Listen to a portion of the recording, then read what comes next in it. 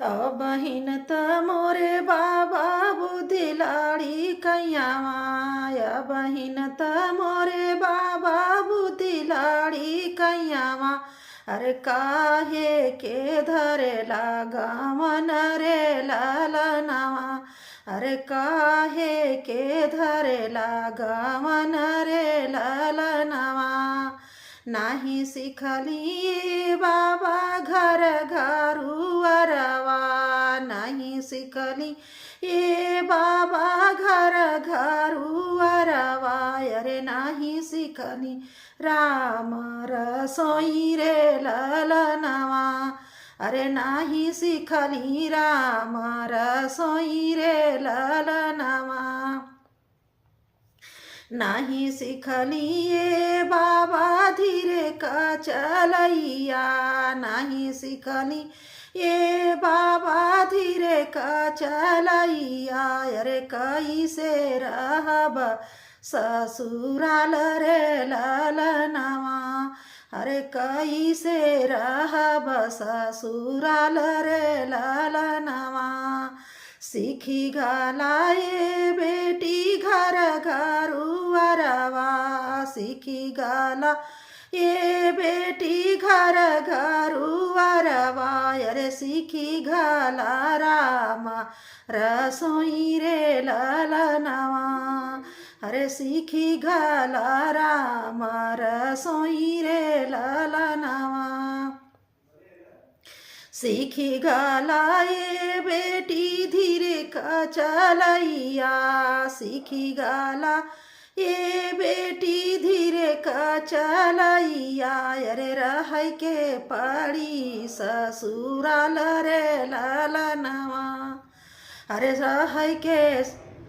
रह के पड़ी ससुराल रे ललनवा होता सवेरे बेटी सासु गोड़ लगिहा होता सवेरे बेटी सासु गोड़ लगिहा अरे ससुरु के भोजन बनैहा रे ललनवा अरे ससुरु के भोजन बनैहा रे ललनवा देवरू के साथे बेटी करिहा कलउआ देवरू के साथे बेटी करिहा कलउआ अरे ननदो के गुड़िया बनैहा रे ललनवा अरे ननदो के गुड़िया बनैहा रे ललनवा होता सवेरे बाबा सासु गोड़ लगली होता सवेरे बाबा सासु गोड़ लगली अरे ससुरु के भोजन बनाई रे ललनवा अरे ससुरु के भोजन बनाई रे ललनवा देवरू के साथे बाबा कैली कलउआ देवरू के साथे बाबा कैली कलउआ अरे ननदो के गुड़िया बनाई रे ललनवा अरे ननदो के गुड़िया बनाई रे ललनवा